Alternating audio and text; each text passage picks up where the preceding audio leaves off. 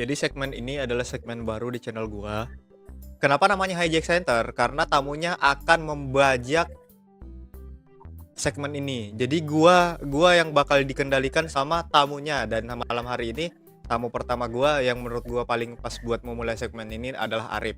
Jadi tamunya ini yang sebagai host center apapun itu terserah dia bisa nanya ke gua dan sebagainya. Jadi simpelnya tuh podcast tapi tamunya yang nanya-nanya, bukan gua yang nanya-nanya. Gitu aja. Ya podcast males lah pastinya lah ya. Kalau dilihat negatifnya sih iya ya. Iya. Tetap ya kan nggak apa-apa. Gak apa-apa. Masih ya. Gimana kabarnya gimana nih Pak? Alhamdulillah baik. Baik atau ada sesuatu yang ngeganjel nih? Kayak muka-mukanya nih baik sih, cuman sehat, muka tuh seger, cuman kayak ada yang dipendem gitu. Ya simpelnya tuh masih lebih ke kayak mempertanyakan diri sendiri sih. Kok channelnya nggak gerak ya? Lah emang channelnya nggak kemana-mana kok. Oh iya ya, sorry.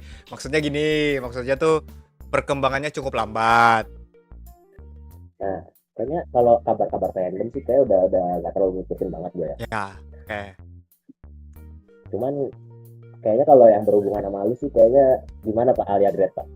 Waduh, langsung ke sana loh ya pertanyaannya loh ya. Alia Gret, apa nih maksudnya bagian gimananya? Apa nih yang ditanyakan? Oh, kayaknya saya sebelum denger berita Alia Dread yang official ya Pak. Saya Ya. udah dengar berita-berita A1 sih. Atas A1 ya?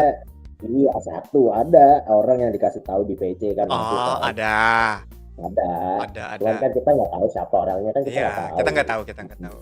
Sebenarnya gini. Reaksi pada saat Alia ini mengumumkan grade di show cara meminum Ramune kemarin itu, gua lebih ke sebenarnya udah siap menerima. Dan turns out ternyata Zico pun sebagai yang sesama Alia Osi ya merasakan hal yang sama. Tapi ternyata cara defense mechanism gua untuk menerima hal itu berbeda dengan caranya teman kita yang satu itu. Dimana teman kita yang satu itu berusaha untuk hadir di setiap show yang ada Alianya, sedangkan gua kebalikannya. Setiap show yang ada Alianya, tidak ada satupun show yang ku tonton sampai detik ini. Mungkin kayak gini Pak ya, kalau lu ngeliat mungkin Alia show atau ada acara apapun gitu yang ada Alianya, mungkin kayak masih ke bawah gitu Pak ya. Iya. Lebih ke ini sih mungkin karena ya ada infoan satu dari seseorang gitu ya kan. Jadi malah hitungannya grieving ya, lebih ke defense mechanism-nya tuh kayak grievingnya tuh udah lewat jauh sebelumnya. Jadi pada saat Alia ngumumin tuh gua sendiri udah di fase pada saat itu tuh, oh hari ini gitu, oh hari ini, karena memang udah nunggunya tuh, ini fun fact, udah nunggunya tuh gua dari bulan 3 malah, bulan 4, gua tuh udah nunggunya tuh dari bulan 4, tapi ternyata turns out kan bulan 4 Chelsea dan Katie duluan kan yang ngumumin. Nah makanya pada saat Alia yang ngumumin tuh gua malah hatinya tuh oh hari ini, makanya gue nggak terlalu yang gimana amat. Berarti meskipun lo udah tahu ya, cuman kan balik lagi ke bocahnya Pak ya. Ya. Ternyata ada yang lebih dulu nih. Oke. Iya sih. Gue juga meskipun udah dapat info satu sih, kayaknya gue juga cepet banget, perasaan kayaknya bisa lebih lama dikit lah. Ya sebenarnya kan kalau kita sebagai fans kan harapannya, apalagi ini fun fact, harapannya kan kita di JKT48 Fight kan, kesempatan nih setiap member untuk unjuk bakat dan sebagainya. Cuman ternyata kan keputusan anaknya ya mungkin sudah cukup gitu. Iya sih Pak. Ini Alia kan Gen 11 sih Pak yang ngomong-ngomong ya. Pak ya. Ini kenapa ya Gen 11 nih terjadi badai grade gitu ya? Oke, badai grade. pendapat gue ya, ini pendapat gue ya. Sok tahu gue aja. Ini gue bakal belak-belakan sih. Jadi tuh sebenarnya kenapa Gen 11 tiba-tiba dalam waktu kurang dari 2 bulan udah ada 3 yang mengumumkan grade ya. Kalau gue sih lebih ke pendapat pribadi gue tuh, ini kita jujur-jujuran aja karena gue selalu bilang JKT48 itu kita harus melihat dari segi di mereka itu adalah entertainer dan industri bisnis. Jadi gue tuh selalu melihat akan sangat reasonable alasannya ketika memang posisi Gen 11 tuh sekarang yang paling tidak enak.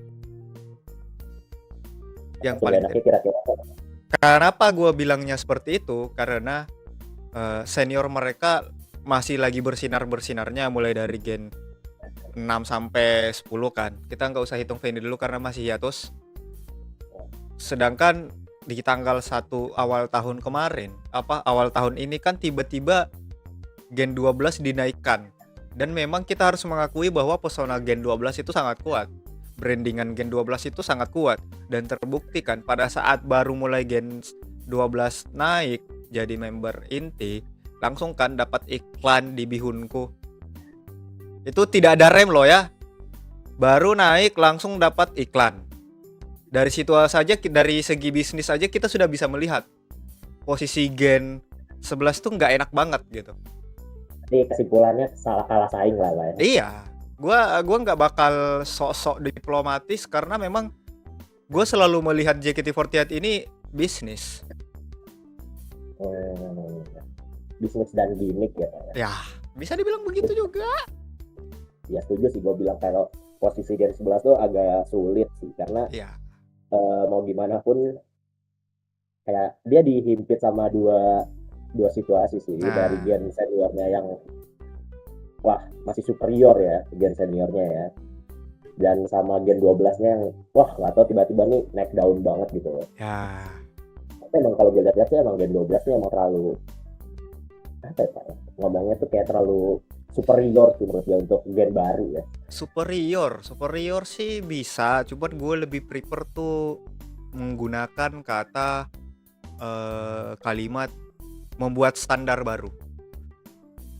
Iya. Standar baru yang buat gen-gen bawah tuh agak sulit dong ngejarnya. Bahkan untuk Gen 13 tuh jadi standar itu ngikutnya harus Gen 12 gitu. Nah, itu dia. Nah, kalau ini kan baru nih Chelsea Rasio nih. Ya, baru tadi. Iya. Gue juga nggak expect sih Chelsea itu secepat itu sih Rasio-nya ya. Saya. Cuman kalau menurut dari lu sih kenapa sih dia nggak nunggu ada event gede loh, 2 minggu lagi nih ada RH loh. Ini pendapat gue pribadi ya, ini kesoktawan gue bisa jadi salah, tapi yang gue lihat adalah karena memang Chelsea-nya itu benar-benar mau fokus pendidikan dan udah nggak lama lagi ini semester baru. Jadi memang harus dipercepat karena memang secara fakta pun sebenarnya yang ngajuin pengumuman grade di luar itu Alia. Chelsea itu malah belakangan sebenarnya pengajuannya ke manajemen untuk graduation. Jadi memang kayaknya memang kalau menurut gue apa yang gue lihat Chelsea-nya ini memang bener-bener ngeburu pendidikannya gitu. Bukan karena orang tuanya muak gara-gara fandomnya Pak? Kalau itu gue nggak tahu karena gue bukan orang tuanya. Cuman kalau dilihat-lihat dari segi kita lihat apa ya, kayak kemarin kan ada podcast ya, katanya podcast abang-abang. Oke, balik lagi ke sana ya. Oke. Tolol emang orang-orang ya. Oke. Ya udah sih, emang kenapa kalau emang misalkan Chelsea grade gitu loh, masih aja loh diomongin anaknya loh, padahal anaknya nggak ngapa-ngapain. Itu pertanyaannya, kok anaknya ngapain sih, habis ngapain sih sampai digituin. Terus lu ngomongin juga buat apa, lu siapa yang bro? Gitu loh. Nah tapi kalau ngeliat satu lagi Pak yang grade ya Pak, Gen 11 nih Katy nih. Katy itu sebenarnya kalau gue lihat sih bagus banget. Bagus banget. Itu bahkan salah satu member Gen 11 yang di-push sama Jot sebenarnya di awal. Karena kalau dilihat dari Aita kata ya sebelum sensor aku tuh kan Katy itu lumayan depan lah buat blockingannya lah. Ya.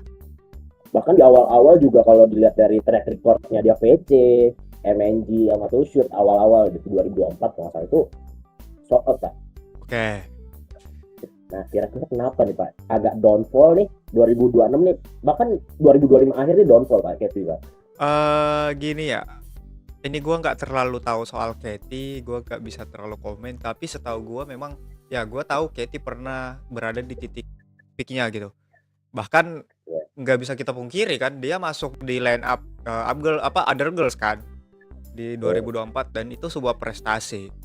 Tapi kalau secara pendapat dan logika gua adalah Katy sepertinya udah merasa cukup dan udah nggak bisa keep up lagi dengan sekitarnya. Kenapa gua ngomongnya seperti itu? Karena bisa kita lihat setelah kemenangan pencapaian besar yang dicapai Katy di 2024 akhir sampai dia masuk di lineup Under Girls, dia tidak bisa mempertahankan itu semua. Momennya lepas. Ditambah pada saat momennya lepas, ini kita berbicara kronologi ya, ditambah pada saat momennya lepas itu, Gen 12 tiba-tiba lagi naiknya nih, lagi peak-peaknya nih. Jadi pada saat itu pasar, kita hitungannya pasar ya, karena ya kembali lagi JKT48 itu bisnis. Jadi pada saat itu, di saat Katy udah kesusahan buat mempertahankan apa yang dia gapai, pasar tiba-tiba lagi bergeser full ke Gen 12. Nah, di saat itu terjadi menurut gua pribadi, Katy berusaha naik lagi nih. Tapi ternyata mungkin dia udah merasa kayaknya udah nggak bisa deh. Dan ini menurutku ya, apa yang membuat Katy juga susah buat mempertahankan tuh kayaknya karena terlalu mengambil hati perkataan fans yang terlalu banyak itu deh di timeline pada masanya. Jadi kayak gue ngerti Pak. Ya kan, jadi pada saat itu momennya di tengah-tengah itu Gen 12 naik, Katy lagi puncak tapi kemakan omongan netizen yang sebaiknya tidak usah didengarkan. Momennya dapat semua, jadinya hasilnya seperti sekarang gitu. Maksudnya seenggaknya kalau emang bukan ngomongnya nggak suka sama membernya, mungkin nggak tertarik sama membernya, udah ya, gitu loh. Ikutin aja dulu masing-masing ya, gitu loh. Gue selalu ingat sih kata-kata kapten ya sebelum dia jadi kapten pada masanya. Kapten sekarang itu pernah ngomong seperti ini sih. Jangan sok-sok mewakili perasaan member sedangkan kalian nggak tahu gimana perasaan member. Setuju sih. Karena kan yang setahu gua ya, Katy itu salah satu yang dihujat karena seakan-akan terlalu gimana sama seniornya kan. Tapi sampai sekarang gua nggak pernah melihat gen-gen di atasnya Katy itu merasa keberatan dengan tingkahnya Katy loh. Iya sih, bahkan menurut gua Katy itu untuk MC udah ngimbangin. Iya, that's why kenapa gua mengeluarkan kalimat barusan bahwa jangan stop mewakili lah, member-member itu stop wakili aja gitu. Member punya perasaannya sendiri. Ya, ini ya, apa namanya, cenayang lo tahu isi hati member ya. Iya kan? Kok kamu seakan-akan tahu semua tentang member? Apakah kamu 24 jam per 7 sama member? Loh, kita nggak tahu. Iya, kita nggak tahu. Makanya gue bertanya kan, apakah kamu 24 jam per 7 sama member sampai kamu tahu bahkan isi hatinya member? Ngomong-ngomong grade nih Pak ya, Alia grade nih. Balik lagi loh ya. Udah menemukan pengganti Pak. Sebenarnya gini, pengganti itu meskipun di live ya, meskipun di live belakangan gue selalu memancing, apakah kita kesini, apakah kesini, gue tuh tipe yang sebenarnya kayaknya bakal menemukan tanpa harus mencari deh. Kenapa gue ngomongnya seperti itu? Karena aja mungkin ya. Iya, karena kan seperti yang Arif tahu ya, gue aja ngosiin Alia itu kan nggak ada yang direncanakan, nggak ada niat ke Alia malah. Bahkan osiku yang pertama beda loh sama yang Alia, jauh loh, gitu kan? Lu nggak ngelirik Gen 14 gitu Pak? Lu kan Gen 14 tuh baru nih Pak, banyak loh. Apalagi kemarin gue yang ikut MNG tuh Gen 14 oke loh. Jujur, ini gue kalau dibilang ke Gen 14 bisa jadi. bisa jadi. Entah kenapa, tapi ini bisa jadinya tuh bukan karena gimana ya, cuman karena kayaknya memang ya sama kayak Alia, semesta berusaha membuat gue kesana juga. Kenapa gue ngomongnya begitu? Kemarin kan ada trial VC Gen 14 kan. Ya. Nah, semesta tuh gue verif, dapat sesi 1. Dapatnya Heidi sama Karisa kan. Dan itu menurutku sebuah pintu aja untuk pertama gitu. Pintu kenalan sama Heidi. Dan entah kenapa memang pada saat VC pun Heidi udah menarik menurut gue. Di saat VC itu Heidi udah menarik. Ditambah ternyata kayak Karisa bisa diajak gimmick, tiba-tiba manggil gua kakek loh ya di live-nya dia. Itu kaget loh gua. Ya. Kalau dibandingin Karisa sih tua sih Pak, kalau dibandingin umur ya. Iya, gua tahu umur gua tahun ini 29.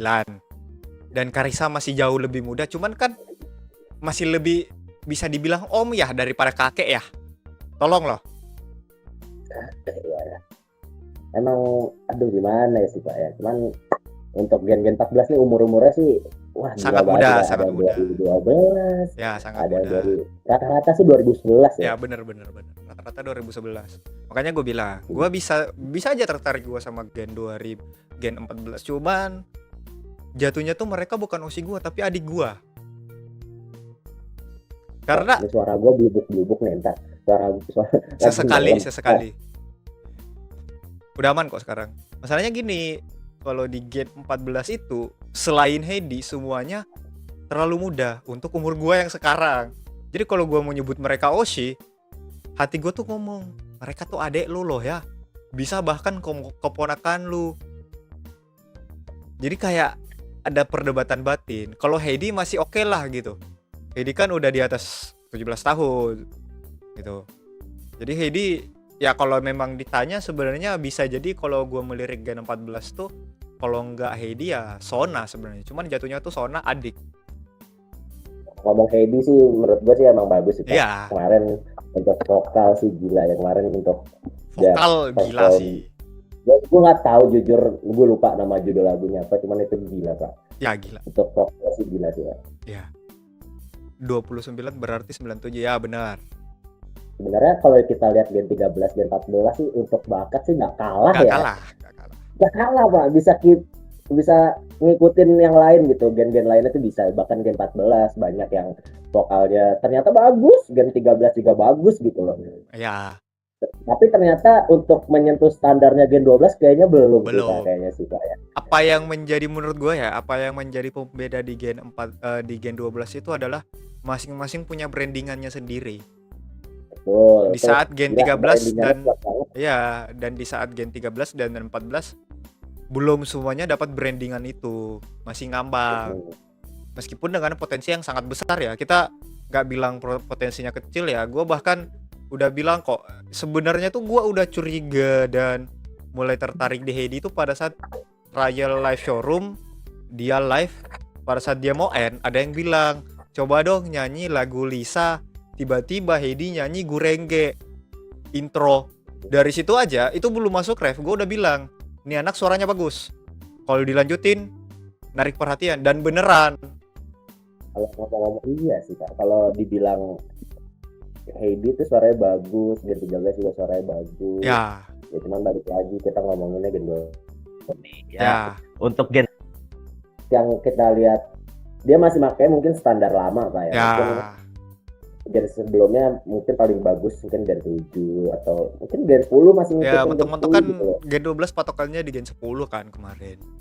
Tapi bahkan gue ngeliat tuh Gen 11 tuh kayak meskipun masih standarnya sebelum setinggi sekarang ya Pak ya, dulu tuh cuman beberapa juga Pak yang naik Pak. Member tuh ya apa, kita cuma tahu ya udah kayak trio Gen 11 yang kita tahu kan, bisa Shinichi, terus kayak paling Katy dulu. Kayak apa sih Pak ini masalah Gen 11 itu sebenarnya apa gitu? Kalau gue menurut gue nggak tahu masalah internalnya seperti apa. Cuman memang secara individual tuh kayak satu brandingan untuk dapat iklan tuh susah banget di Gen 11. Lihat aja. Yang selalu dapat iklan kan cuman mereka bertiga, Michi, Grisel, Gracie. Ya nggak salah. Karena memang harus kita akuin mereka punya masa yang gede juga gitu. Cuman di satu sisi tuh Gen 11 itu bahkan oke, Cynthia punya brandingan Bu Dosen, tapi apakah itu bisa dipakai ketika menyangkut tentang periklanan dan sebagainya? Apakah brandingannya pada saat jadi Bu Dosen itu sampai sekarang bertahan? Apakah setelah brandingan Bu Dosennya itu mulai redup ada brandingan lain? Itu sebenarnya yang jadi pertanyaannya. Sedangkan Gen 12 pada saat contoh banget nih, contoh Delin pada saat gimmick and life-nya udah mulai redup, apa yang terjadi? Dia tiba-tiba jadi hakim lah, dia tiba-tiba jadi instruktur senam lah, dia tiba-tiba jadi guru Shifu lah, Shaolin lah dan sebagainya. Jadi maksud gua tuh brandingan itu memang akan susah untuk bertahan. Tapi pertanyaannya gimana keep up-nya? Dan itu kan yang terjadi juga sama Katy kan. Pada saat brandingan dia sebagai biung-biung itu hilang, dia nggak ada sesuatu yang baru kan? Bisa dibilang konsistensinya Gen 11 nih yang kurang ya. Iya. Menurut gua, kalau mereka bisa konsisten aja, nggak usah kita bilang nggak usah yang terlalu gimana gitu, konsisten aja. Iya. Kayak misalkan Katy konsisten dari ya dia udah lumayan turun biung, ya udah taruh aja gebrakan baru. Iya. Dia tetap terus konsisten di posisinya lah. Benar. Gitu. Benar. Ya, sebenarnya balik lagi sih Pak, untuk menjaga konsistensi itu emang susah sih. Iya. Kan setelah gimana? Kalau dibilang konsistensi doang sih enggak.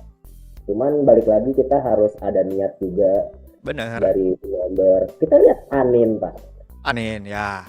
Anin tiba-tiba kita nggak tahu gimana caranya dia top 1 Liga Showroom pun kita nggak tahu gitu. Iya benar. Cuman kalau dari gue cuma ngeliatnya tuh konsistensinya Anin sih Pak. Benar. Niat dia terus-terusan tiap hari, ya udah di jam yang sama gitu-gitu. Dia beneran melakukan itu gitu. Apapun yang terjadi dia tiap hari di jam yang sama, bahkan kalau bisa dia malam lagi lanjut. Ya itu dia. Gini, konsistensi itu memang sangat sulit ya, karena gua pun merasakan hal yang sama di channel YouTube gua sendiri. Susah loh, yang namanya konsisten itu susah loh. Gua udah 10 bulan ya gua ini di YouTube, dan sangat susah yang namanya konsisten itu. Berat, literally berat. Jadi gua bahkan sangat mengapresiasi dan sangat mewajarkan ketika Gen 12 bisa sebersinar itu gitu. Kira-kira banyak sih yang ngomongin kayak teater sementara kenapa sih di Jawa terus. Ini sempat gue bahas tapi nggak usah, cuman bukan itu hooknya. Oke, apa? Bukan masuknya ke arah itu. Apa sih teater sementara nggak di luar pulau Jawa gitu gimana? Oke. Menurut lu Pak? Oke.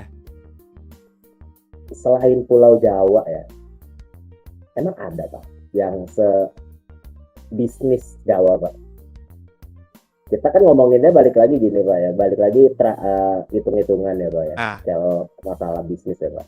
Dari segi gimana nantinya member transport ke tempat itu, terus bagaimana si fansnya juga, apalagi kan kalau kita ngomongin sumber duitnya aja kan Jawa adalah kunci ya. Bener. Nah, itu Pak, yang gue permasalahin kenapa orang-orang tuh kayak protes Pulau Jawa terus gitu loh. Lu kemarin tuh sebagai orang yang ya gue tahu mungkin lo di luar Pulau Jawa Pak. Gimana tanggapan lu orang-orangnya, orang-orang goblok yang maksud gue gak punya rasionalitas untuk melihat ke arah bisnisnya gitu loh Pak. Kan karena kita tahu Pak, JKT48 ini bisnisnya bisnis banget Pak. Ya. Kita digempur dari MNG. Ya. Bahkan sebelum MNG itu ada RH ya? Apa MNG dulu baru RH ya? MNG dulu, terus tiba-tiba nggak lama kemudian 2 minggu ke depannya RH. Selesai MNG diumumin teater sementara, kan? Ini jangka waktu nggak ada 2 bulan Pak. Ya. Nah itu Pak, masalahnya kenapa orang-orang tuh nggak mikirnya ke arah sana? Iya tahu yang di luar Pulau Jawa pengen banyak di luar Pulau Jawa banyak. Gue juga ngeliat pasar dari fandom ini juga di luar Jawa juga banyak. Cuman kan balik lagi orang-orang tuh ngebahasnya tentang kepuasan mereka sendiri gitu, nggak mikir dari segi objektifnya gitu Pak. Ya, gue bisa jawab. Gue orang luar Pulau Jawa, Gue Sulawesi Selatan. Jadi kalian yang berada di luar Pulau Jawa jangan berharap bakal gue bela, enggak. Gue sepakat sama keputusan dari manajemen. Kenapa? Jawaban singkatnya tuh simpelnya gini. Kalian yang protes berarti tidak tahu yang namanya anggaran dan sebagainya. Dari segi bisnis itu menguntungkan atau tidak, profit atau tidak, gaji pegawai bagaimana, transportasi bagaimana, makan bagaimana, alat dan perlengkapan yang harus dibawa sebanyak apa. Asal kalian tahu ya. Ini secara kita bahas transportasi pindah pulau aja dulu deh gitu. Belum stay-nya, belum makannya, belum apanya. Transportasi pindah Pulau Jawanya aja dulu deh. JKT48 ketika mengadakan teater sementara, minimal banget 20 orang, dan gue percaya itu lebih. Gue percaya itu pasti lebih. Kita hitung 20 orang dulu aja deh. Sekarang harga tiket pesawat kalau ke Makassar aja itu nyampe, tahu nggak berapa harganya per orang? 2 juta. Jadi kalau dia bawa 20 orang 40 juta. Itu baru transport. Belum hotel, belum makan, belum alat, belum yang lain-lain, belum gedung. Sewa gedung mahal loh. Ya, ditambah, ini gue buka aja deh gini. Ditambah semakin yang gue nggak masuk akal tuh kalau kalian maksain di luar Pulau Jawa, kalian berani jamin nggak bakal konsentrasi fansnya itu bisa nutup pengeluarannya manajemen? Ingat, manajemen punya pegawai yang harus digaji. Ya. Mereka tuh nggak bisa untuk itu. Iya. Ya udah gini deh. Oke, manajemen maksain buat berangkat, misalkan contoh Makassar. Kalian jangan kaget kalau tiba-tiba harga tiketnya yang biasanya 200.000 tiba-tiba 400.000 atau bahkan 600.000. Gila banget ya emang. Kayak apalagi kan apa-apa sekarang mahal. Iya. Gitu. Kita juga melihat kondisi ekonomi, nggak semua orang mampu gitu untuk, ya bahkan bukan kita ya sebagai fans, bahkan dari segi manajemen JOT mungkin juga mikir kayak gila banget ya kalau misalkan gue di Pulau Jawa nih, di luar Pulau Jawa nih, cuman nanti di akhir-akhirnya nggak nutup gitu. Iya. Dari segi bisnis itu udah nggak sehat. Itu udah nggak sehat parah itu. Dan yang terjadi, ini gue bocorin aja ya. Terakhir gue ngecek, harga tiket pesawat dari Jakarta ke Jogja aja udah nyentuh 1,3. Jogja loh ya. Itu pun ekonomi kayaknya. Iya, ekonomi itu ekonomi. Kalau gue ngecek pasti ekonomi. Jadi otomatis gue bisa prediksi member itu bakal lewat jalur darat. Percaya sama gue. Mereka akan lewat jalur darat. Karena bro, udah nggak sehat. Jadi kalian yang protes, kenapa di Pulau Jawa terus? Konsentrasi fansnya aja gue berani jamin di atas 50% itu di Pulau Jawa. Sisanya itu tersebar ke pulau-pulau lain. Entah itu Sulawesi, entah itu Kalimantan, entah itu Sumatera. Bener lagi tuh, kalau mau teater sementara nunggu Indonesia punya kereta lintas Pulau Jawa. Iya. Nah, kalau itu boleh. Kalau misalkan ada kereta lintas Pulau Jawa pun, kayaknya harga tiketnya juga mahal. Nggak masuk akal. Paling kalau karena kan kalau infrastruktur baru kan juga harus mikirin gimana cari balik modal kan. Iya, makanya aku bilang kalian itu terlalu mengikuti ego kalian sampai kalian tidak memikirkan secara logika, secara nalar bahwa itu memang sangat tidak mungkin. Karena gue selalu bilang konsentrasi fansnya JKT48 itu di atas 50% ada di Pulau Jawa. Gue sebagai pebisnis, contoh nih, konsentrasi gue di Makassar. Tapi gue lihat konsentrasi bisnis yang gue lakuin itu lebih bagus di misalkan Sumatera. Gue bakal bela-belain ke Sumatera. Karena kenapa? Gue tahu konsentrasi bisnis gue peminatnya banyak di Sumatera. Ngapain gue lakuin di Makassar? Kalau misalkan emang fans kalau emang beneran mau datang ya udah yang dari Pulau Jawa gitu loh, emang niatnya mereka aja sebenarnya. Iya. Yang kan balik lagi ini kan bisnis ya, bisnis is bisnis, nggak ada lu ngomongin tentang ego atau tentang kepuasan fans. Oke, kepuasan fans tetap ada, cuman maksudnya yang diutamain tetap bisnis. Percaya. Iya. Bisnis still bisnis, kepuasan fans itu harus seimbang dengan income yang ada di dalam bisnis itu. Masalahnya gini, biaya operasional sudah bengkak kalau keluar Pulau Jawa. Operasional bengkak nih. belum gaji, belum outfit dan sebagainya, belum gedung. Profitnya kalau cuma dapat misalkan kalau tetap profit cuma dapatnya 5%, mereka mau makan apa? JKT48 itu punya pegawai yang sangat banyak. Belum lagi kalau di luar Pulau Jawa otomatis hire misalkan tim keamanan, IO baru dan sebagainya. Semua orang butuh makan, di situ ada staff. Ya Mereka itu. cuma mikirnya member kita mau member gitu. Iya. Terus pada bilang itu kan bisa disewa gedungnya gini 1 hari doang. Ada yang namanya gladi, ada yang namanya loading barang, ada yang namanya angkut barang. Minimal 3 hari 4 hari. Minimal 3 hari itu udah mepet banget. Pasti minimal 4 hari kalau event. 3 hari itu udah sangat-sangat mepet itu. Iya. Nah, ini kayaknya udah mendekati bau-bau RH nih. Oke. RH nih udah sisa 2 minggu ya RH ya? 2 minggu. Kebetulan saya datang. Oke, datang ya. Datang. Banyak perputaran duit ya di situ ternyata ya kemarin. Oke. Meskipun nggak segede SSK, tetap ternyata kuota itu gila ya, meskipun yang apa ya, yang dikejar tuh sebenarnya cuman yang beneran worth it cuman #1 ya. Ya benar. Nah, kalau ngomong-ngomong fenomena kemarin ya Pak ya, tentang banyaknya duit yang keputar di situ buat beli kode code. Oke. Menurut lu se-worth it itu nggak sih RH? Gua pribadi. Ya. Secara pribadi gua merasa RH ini enggak sih. Kenapa gua ngomongnya seperti itu? Ya mungkin karena gua sebagai fans baru, gua nggak tahu esensi RH itu apa. Cuman setelah gua mencari tahu pun tetap, karena kan sebenarnya yang di highlight lagunya. Cuman yang terjadi malah perlombaan untuk menaikkan membernya di lagu itu. Padahal kan gue sebagai orang yang baru hampir 2 tahun terjun di JKT48, gue malah berharapnya RH ini sebenarnya membuat gue tahu banyak lagu yang belum pernah gue denger.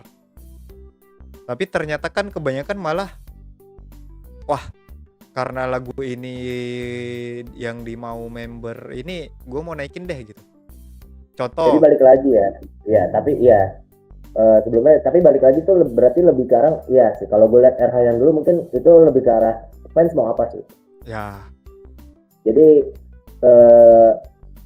kayak membernya itu, member sekarang tuh lebih ke arah nuntut lagu ini, aku mau lagu ini gitu. Jadi karena kita tahu Wota itu sangat luluh dengan OSI-nya, jadi ya udahlah kita vote ini. Cuman kan kalau kita lihat dulu, ya udahlah fans mau apa, ya udah seharusnya membernya nurutin ya. Ya. Kalau gua gitu ya, atau dulu gitu. Cuman kayaknya sekarang kayak berubah sih. Cuman ya udahlah. Gak apa-apa. Gua nggak bilang yang melakukan itu salah ya, karena gua pun sebenarnya masih fine aja. Ketika Alia pun minta Amino Pianis, ya gua turutin aja, nggak apa-apa gitu. Cuman untuk esensi request hour-nya tuh jadinya gua nggak merasa itu ada gitu. Beda sama SSK kan memang meskipun gue pada saat itu baru, gue merasakan esensinya tuh gede karena memang kita memperjuangkan membernya, dan sesuai kan, semua fans melakukan hal yang sama kan, memperjuangkan member untuk top 1. Sedangkan RH ini yang gue lihat kan harusnya kita memperjuangkan lagunya, tapi kok malah tetap yang terjadi lah memperjuangkan membernya. Kalau gue beda sih Pak, pandangan gue ya. Oke. Menurut gue RH ini bisa jadi worth it karena yang kita tahu kan ini kan zaman digital ya. Oke. Zaman digital dan semua serba udah internet Benar. gitu.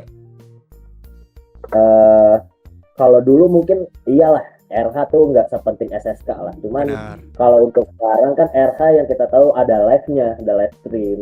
Jadi kita bisa apa sih gitu loh, isi RH tuh apa aja. Bahkan lagu-lagu bisa jadi di-upload di channel YouTube-nya JKT gitu. Jadi ya menurut gue ini bisa jadi ajang kesempatan sih buat member tuh dilirik gitu sebenarnya. Oh, member ini bagus loh bawain lagu ini. Ya, atau bisa. Enggak ada fans yang oh ini lagu favorit gue. Oh, ternyata ada member ini. Oh, ternyata dia bagus juga gitu. Mungkin ada kesempatan buat member-member yang kurang dilirik awalnya ya bisa jadi dilirik gitu loh. Ya kalau dari gue sih ini bisa jadi kesempatan gitu. Cuman balik lagi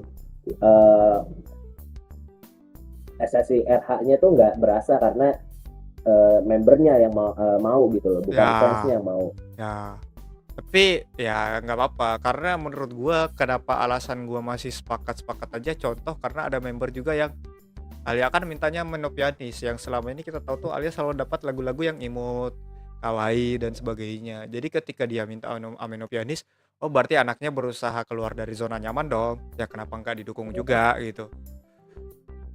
Ya sebenarnya gue juga nggak apa-apa sih tentang membernya yang lo mau apa ya nuntut untuk itu. Cuman yang nggak apa ya, fans itu juga harus punya kendali atas apa yang dia mau gitu loh. Iya. Semua tuh harus member enggak. Bener. Oke lah pilih membernya nggak apa-apa. Cuman kalau untuk lagunya mungkin ya udahlah. Fansnya mau apa ya udah gitu. Itu namanya juga request hour. Iya. Request loh.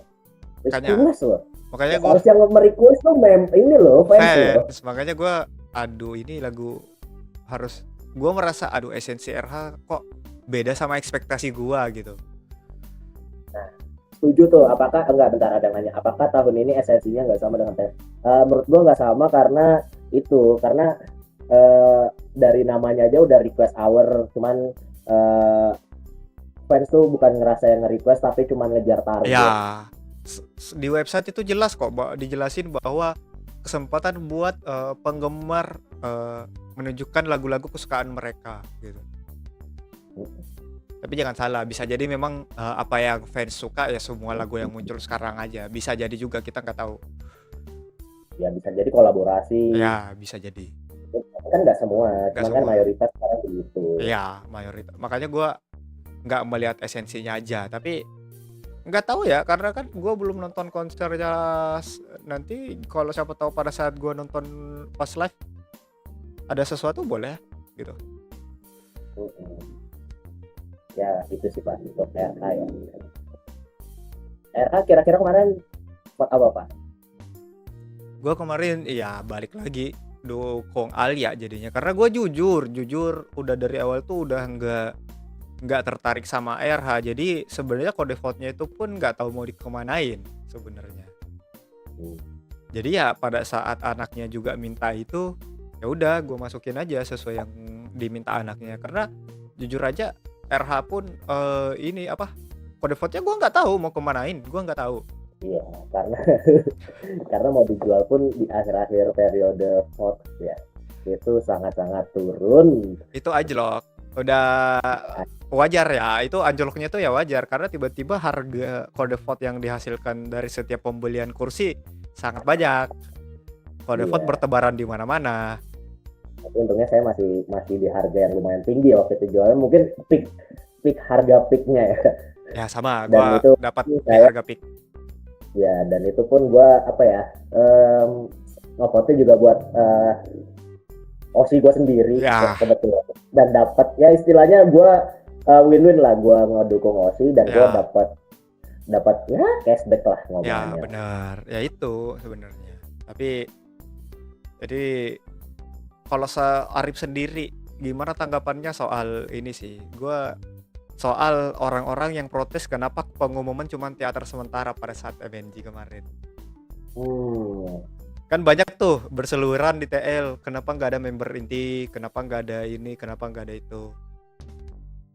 Kalau gue sih kalau melihat dari sudut pandang manajemen ya, kalau mungkin dari sudut pandang fans, cuma teater sementara nggak ada yang menarik gitu loh kan. Ya itu pun udah ngomongin sebelum jauh-jauh hari kan. Ya.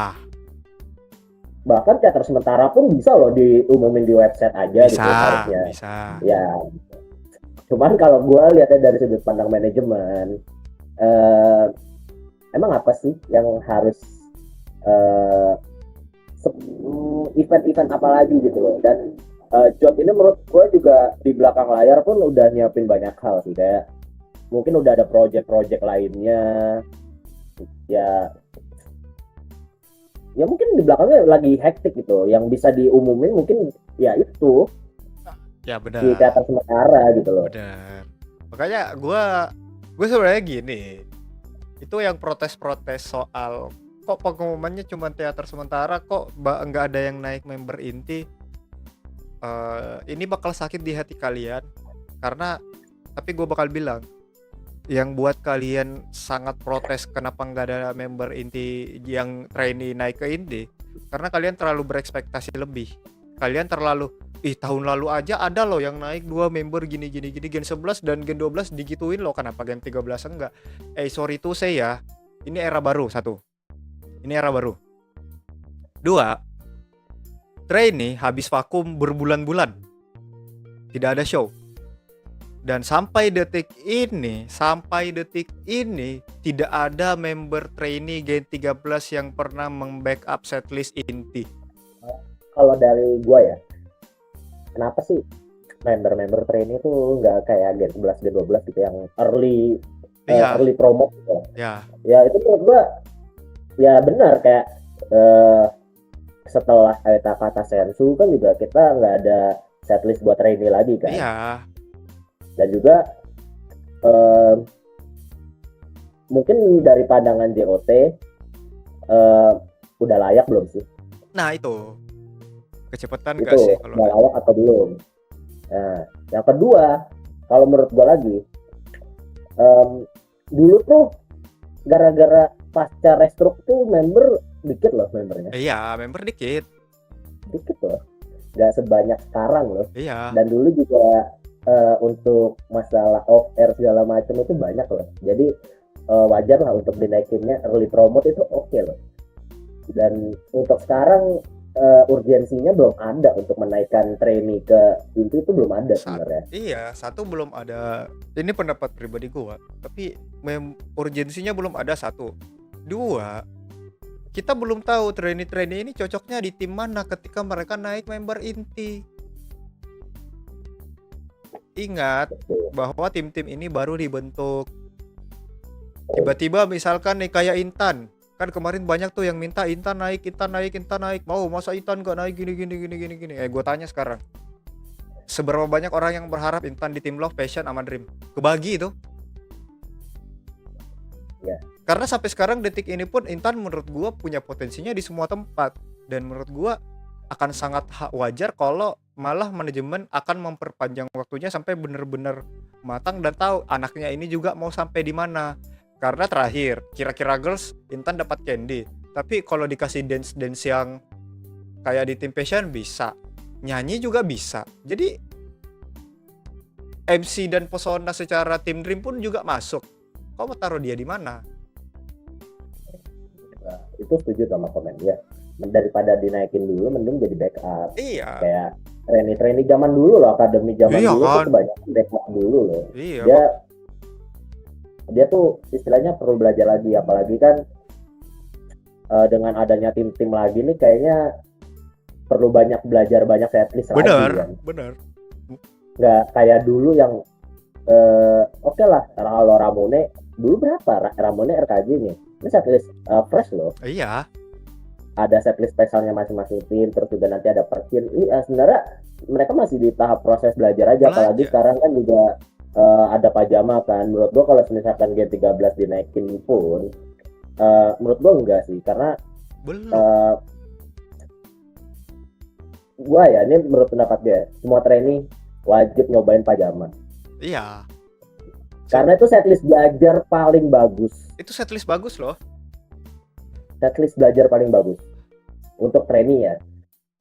Dan apa ya, gue pribadi kalau misalkan dinaikin pun untuk Gen 13 semuanya misalkan ya kemarin, Gen 14 ini belum bisa apa-apa loh. Itu satu. Gue bukannya meremehkan Gen 14 ya, cuman kita ngomongin experience ya. Dan ya kalau misalkan dinaikin pun siapa yang dinaikin? Iya, itu satu. Dan menurut gua pun Gen 13 ini kenapa gua dari kemarin setiap ada pertanyaan, Pak, prediksi siapa yang naik member inti di Gen 13, gua selalu bilang, gua bilang jangan. Kenapa? Jangan sampai terlalu dipaksakan di Gen 13 naik. Yang terjadi apa? Lihatlah Gen 11 sekarang. ya balik lagi dinaikin, nggak bisa bersaing sama yang udah ada gitu Iya di kan? sini tuh. Iya kan? Iya, malah ngebunuh membernya sendiri lah Iya. istilahnya. Iya. Makanya gue dari kemarin tuh selalu bilang ego gue jangan ada yang naik, dan alhamdulillah ternyata ego gue bener, nggak ada yang naik. Iya, dan gue gini loh Pak, kayak gue juga mikir gitu. Kan dulu trio Gen 11 bisa loh keep up. Ya maksudnya emang ada gitu yang Gen 13 yang sekuat Gen trio Gen 11 sekarang. Menurut gue trio Gen 11 sekarang tuh sebuah anomali sih. Iya. Untuk dulu ya anomali. Ya memang anomali mereka pada masanya. Bisa bersaing sama member-member inti tuh anomali menurut gua. Makanya. Dan mereka ini juga bisa konsisten gitu loh, dan bisa ngebuktiin, oh, gue bisa nih dari bisa ngasih kepercayaan buat fans juga kalau gue tuh bisa bersaing di sini gitu. Iya. Benar. Makanya gue nggak gimana aja, cuman secara fakta memang ya itu yang terjadi. Makanya gue bilang lebih baik trainee itu ditempa habis-habisan di trainee baru dinaikin inti, supaya apa, lahirlah generasi kayak Gen 12 yang sekalinya inti tanpa dia apa-apain pun udah bersinar gitu. Tuh sekarang aja inti aja ada 6 setlist. Iya bener, hitungannya 6 setlist, gila. Itu menurut gua saat belajar satu setlist aja untuk trainee capek itu. Apalagi kalau zaman dulu ada SNM mati itu training, cedera tuh akhir bulan. SNM TWT disatuin, menangis kau. SNM yang ngemakan banyak korban. Iya. Cedera. Ya maksud gua ya sebenarnya buat belajar aja, untuk sekarang masih belajar gitu loh. Iya. Gak usah yang buru-buru gitu loh. Memang mau member inti kalian, member trainee kalian yang kalian dukung tuh resign atau grad cepat karena cedera, kan nggak usah, nggak perlu gitu. Perlu belajar pembiasaan dulu gitu untuk dari backup, mungkin jadi back dancer di set itu. Dan dengan jadi backup setlist pun gini, Rip, menurut gue, dengan jadi backup setlist pun jadinya manajemen pun bisa punya mata bahwa oh ternyata member ini kurang pas ya kalau ditaruh di sini. Coba deh kita pindahin backup tim yang ini deh. Apakah cocok? Nah, ngomong-ngomong inti ke training, training ke inti nih Pak. Gimana? Kalau nih kita mungkin nyenggol ego dikit nih Pak. Oke. Nyenggol ego dikit. Gen 13 yang emang udah siap, bukan siap ya, udah lumayan well prepared lah, seenggaknya buat masuk tim yang buat apa ya istilahnya, kan sekarang tim Dream berapa yang udah grade di tim Dream? 2 ya, sama tim Love 2. Tim Love 2. Nah berarti kan 4 ya. Ya. Seenggaknya Pak, dari lu Pak masing-masing satu untuk satu tim Pak, labor training Pak ya udah siap. Sayangnya gue cuma punya satu nama. Siapa? Intan. Intan. Kenapa gue merasa Intan sudah, meskipun belum yang sebagaimanapun, tapi Intan tuh udah punya bekal aja gitu. Dia udah punya backup yang besar, secara dia di MC bagus, secara fan service bagus, bahkan secara dance dan performa dia bagus. Dia bahkan bisa nge-guide adik-adik Gen 14-nya untuk lebih aktif lagi di MC dan sebagainya. Dan itu udah, menurutku udah punya bekal ya, meskipun masih banyak yang menurutku bisa diperbaiki, cuman bekalnya udah ada gitu, udah ada pegangan. Sedangkan yang lain secara pribadi ini bakal banyak yang gak terlibat, tapi menurut gue pribadi belum. Juga tahu Intan sebelum dia, bukan tahu Intan ya, dia sering cover dance kan ya. Gue tuh sering ngeliat live gitu ya. Gue ngeliat Intan emang udah bagus sih dari segi dance, berarti emang bakatnya, emang talentnya dance ya. Dan juga untuk MC segala macem ya oke gitu loh. Nah menurut gue masuk akal aja kalau Intan gitu ya. Kalau untuk gue sendiri Intan cocok ya untuk tim Dream, cuman balik lagi untuk di beberapa unit song mungkin di Love juga masuk. Iya kan, Intan itu sebenarnya bisa di mana aja. Bahkan ya kalau emang gue egois ya, passion kan ya, passion, egois gue passion ya. Kan Karena memang Intan punya potensinya lumayan di 3 tempat itu gitu. Dan dia udah nunjukin itu juga. Ya, Intan tuh menurut gue untuk dance itu bisa bersaing loh sama senior loh. Iya. Hanya pasti ada, sebenarnya pasti ini kalau kemana-mana kalau ada yang ngeklip terus rame pasti ada yang bilang kok nggak ada Jemima. Percaya sama gue, kok Jemima lu nggak sebut. Tapi sorry tuh saya, gue kan memperhatikan Jemima ya, gue jujur cukup memperhatikan Jemima. Cuman jadi balik lagi, Jemima itu adalah Michi yang pada saat Gracie dan Grisel itu dinaikkan ke member inti. Maksudnya gimana? Dia tuh punya potensi, cuman harus masih sangat banyak gitu. Bekalnya masih sangat sedikit untuk jadi member inti. Dia harus benar-benar dipoles dulu di training menurutku. Jemima itu. Kenapa? Terbukti ya, ini kita belak-belakan secara data aja. Terbukti pada saat Jemima membawakan Candy di Kira-Kira Girls, itu kan meledak kan? Itu kan naik banget kan nama dia kan? Tiba-tiba VC dia langsung sold out dan sebagainya. Tapi apa yang terjadi bulan depannya? Apakah itu semua bertahan? Enggak. Nah, itu maksud gua. Jadi secara konsistensi dan Intan mempertahankan momentumnya tuh masih belum. Sedangkan Jemima. Sedangkan Intan kan udah kelihatan cukup sering SO, VC-nya dan sebagainya. Jadi dia bisa mempertahankan momentumnya dia. Jadi itulah kenapa menurut gua Jemima tuh menurut gua belum. Kalau gue dari segi manajemen, mending bisa menjadi global center pajaman. Iya. Serius. Daripada harus dinaikin ke inti cepet-cepet. Ya, sekarang kan memang dia lagi global center pajama bersama Bella. Iya, kalau ngeliat polanya Michi ya. Iya. Michi tuh enggak apa ya? Karena kan enggak secepat si Grisel sama enggak secepat itu. Cuman dia member tuh Jot itu lumayan pinter. Ya udah, Michi di pushnya daripada jadiin member inti yang nantinya bakal kalah bersaing sama si member inti. Ya udah, gue jadiin global center pajama dulu, Aita dulu kan sama pajama. Jadi dikasih panggungnya tuh di bawah dulu. Jadi gitu. Maksudnya itu Jemima tuh punya potensi, cuman memang harus ditarik keluar dulu lagi. Tapi jujur memang Ekin lagi ngambil perhatian. Ekin lagi mengambil perhatian besar sih. Ekin menurut gua kalau dibilang udah cocok naik itu cocok naik ke tim loh menurut gua. Ya, cuman belum waktunya juga sih. Masih banyak lah yang harus diuji dari Ekin. Ya kita nggak bisa gimana gitu. Iya. RH lagi nih Pak, mungkin RH nih Pak, karena udah mendekati deadline RH ya, udah 13 hari lagi nih. Hitungannya 2 minggu lah. Oke. Kalau dari lu sendiri Pak, kasih gue 3 lagu buat RH Pak, siapa yang lu masuk Pak? Paling gue mau lihat di RH ya? Aminopianis satu. Ntar, ini dia komen nih. Apa? Tapi rata-rata yang di global center di training justru naiknya belakangan karena apa? Supaya setlistnya laku. Seandainya cepat naik inti otomatis kan setlist yang mau nonton berkurang. Soalnya bisnis cuak, serius, benar, setuju.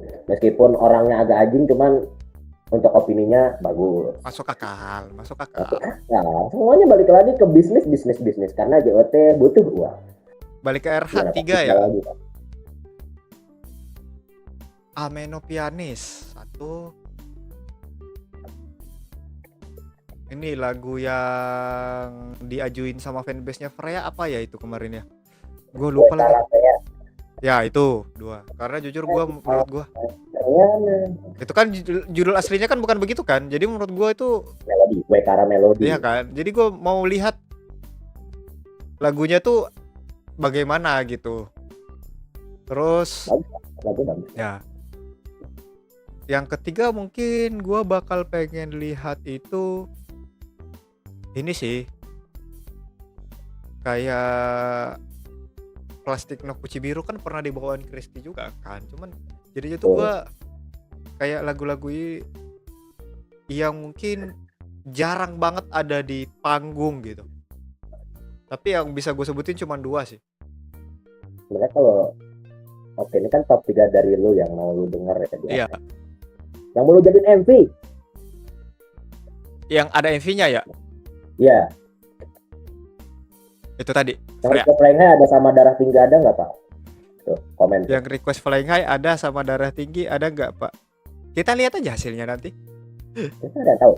Kan banyak juga ya di luar sana. Iya. Fans-fans yang nge-troll banyak. Iya. Jujur itu pernah request hour masuk overture tuh sebenarnya agak janggal sih. Iya.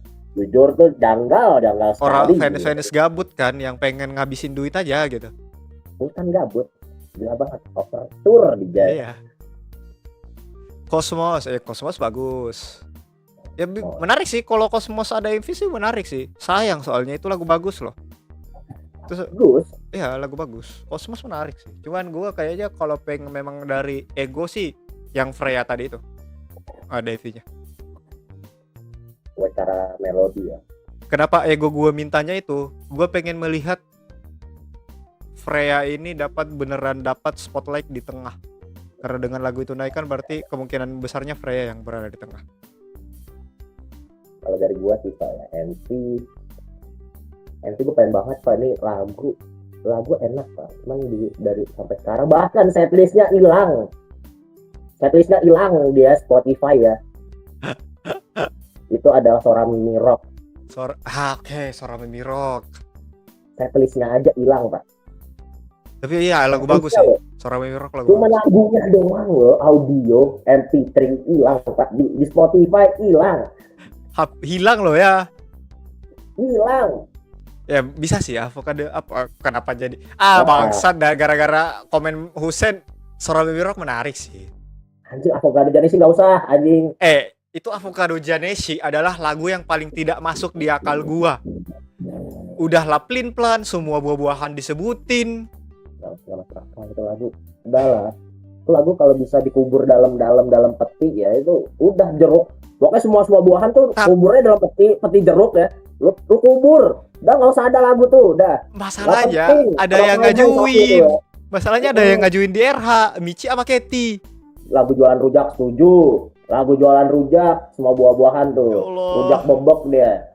Lagu toko buah itu, Pak. Nah, Sora Mimi Rock, Pak. Karena itu lagu enak, Pak. Iya sih. Sora Mimi Rock bagus sih. Cosmos juga sebenarnya oke jadi MV gitu. Ya. Cuman kalau gua mau apa sih lagu yang mau didengar di RH ya? Nggak usah jadiin MV deh. Masuk top 40 deh. Apa tuh? Gua ada 3. Junai no Crescendo. Kedua tuh Ayo Penuh Skandal. Itu kalau kalian tahu Ayo Penuh Skandal ya, itu seharusnya diajuin sama fanbase-nya Gendis. Ayo Penuh Skandal ya, karena kebetulan zaman dulu yang bawain adalah Vini sama siapa ya satu lagi ya, gue lupa satu lagi siapa. Oke, pernah dibawain sama member yang pernah skandal juga. Oh, sama Sisil pernah dibawain sama member skandal. Dan gue mau kalau nggak Gendis sama Ella, sebenarnya kalau masih dulu ada member skandal kayak gue mau sih itu yang bawain Ayo Penuh Skandal sih. Oke. Jangan diskandal. Itu ego ya, itu ego yang berbicara ya. Ego Pak, ini ego Pak, sumpah nih ego Pak. Gue mau banget Ayo Penuh Skandal tapi yang bawain mereka karena apa? Oke lah, kita kesampingkan tentang lagunya gitu loh. Oke. Emang lagunya emang ya itulah. Cuman balik lagi bisa loh sebenarnya kasih spotlight member-member yang after skandal loh. Ya. Pasca skandal. Biar dia seenggaknya nge-recover namanya dia loh. Meskipun dengan lagu Ayo Penuh Skandal ya. Menarik. Harus banget Ella sama Gendis. Emang lagunya dari dulu yang bawain member-member yang pernah skandal. Bukannya gua gimana-gimana. Kalau yang lain takutnya kena skandal. Ini kan banyak banget yang vote unit song. Misal ternyata yang nomor 1 lagu unit song, entah 2-3 orang yang bawain terus dijadiin single dan EP. Gimana konsep MND next-nya? Kita lihat aja pas RH 2017 Junai no Crescendo dapat MV, tetap ada MNG-nya. Iya. Jangan jauh-jauh deh, yang hashtagku sangat suka pun tetap aja kan MNG. Tetap aja MNG-nya jalan, semua member ada. Cuman kan jadinya kan pada saat mini live performance, misalkan nih MNG mini live performance RH nih misalkan Amina Pionis top 1 ada MV. Ya udah, yang show pembuka pada saat mini stage performance ya pasti yang menang, dapat panggung, dapat exposure dulu, baru tuh ikut semua yang lain tuh. Jadi itu MNG-nya jalan, cuman memang ya secara spotlight otomatis yang dapat spotlight-nya yang di unit song, nggak akan kita pungkiri.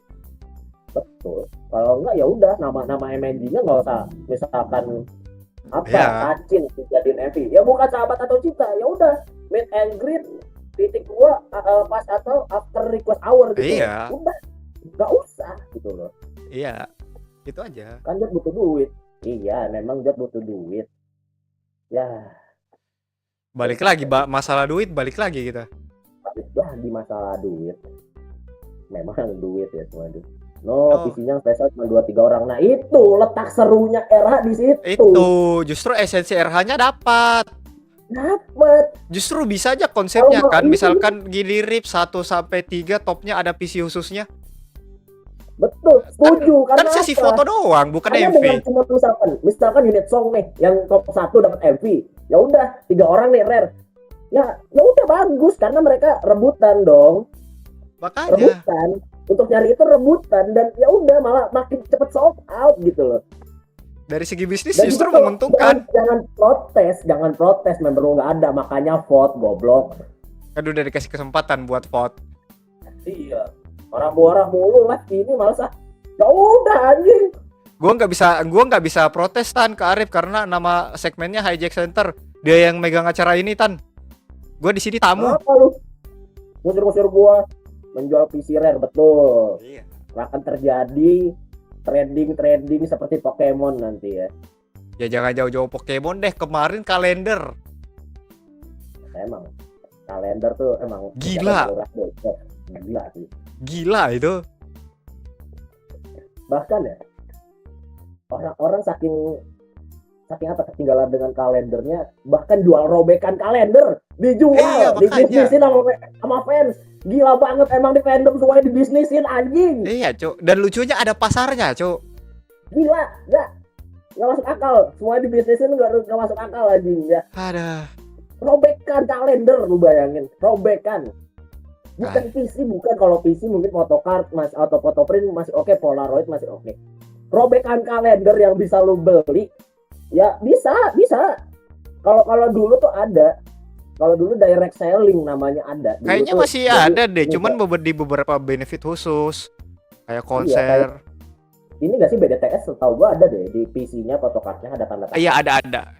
Cuman enggak, maksudnya yang kalau kayak di gua beberapa kali dapat dari kemarin yang jual punya Alia 300.000 tuh PP ada tanda tangan Alia, dan itu udah dari benefit Cat 1 nonton konser.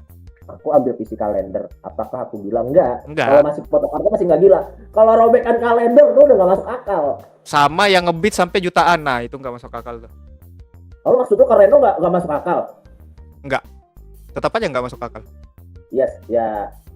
Kalau bagi gue nggak masuk akal karena gue nggak punya duit sebanyak Koreno. Tapi menurut gue masuk akal aja sih Pak. Iya. Koleksi photocard sih masuk akal Pak. No, masuk akal buat orang-orang yang mampu. Nah, makanya gue nggak bilang bagi gue nggak masuk akal karena gue nggak mampu. Nah, itu Pak. Balik lagi sebenarnya. Di sini yang berduit yang berbicara sebenarnya. Ya, sebenarnya iya, secara fakta yang berduit yang berbicara. Ada. Tapi prediksi ini Pak ya. Ini kan benefit RH ini kan juga lumayan banyak nih Pak. Oke. Cat 2, Cat 1 kan banyak nih Pak. Oke. Kalau dari lu bakal segila harga kayak PC kalender nggak? Apalagi kalau ada versi rare-nya ya. Kalau ada versi rare-nya bisa jadi, cuman kalau cuman kayak First Snow kemarin enggak. Karena yang First Snow kan eksklusifnya tuh bener-bener cuman random aja, yang di Cat 1 dapat ini sama Cat 2 dapat ini kan. Itu kan multiply-nya lumayan banyak. Jadi yang gila tuh sebenarnya sistemnya, bukan PC-nya sebenarnya. Yang gila tuh sistemnya. Karena kan kemarin ada yang memulai sistem lelang kan, dimana yang membuat sistem itu yang broken itu sebenarnya. Karena pada saat First Snow terjadi kan tidak broken. Kenapa itu tidak terjadi? Karena tidak ada sistem lelang pada saat itu.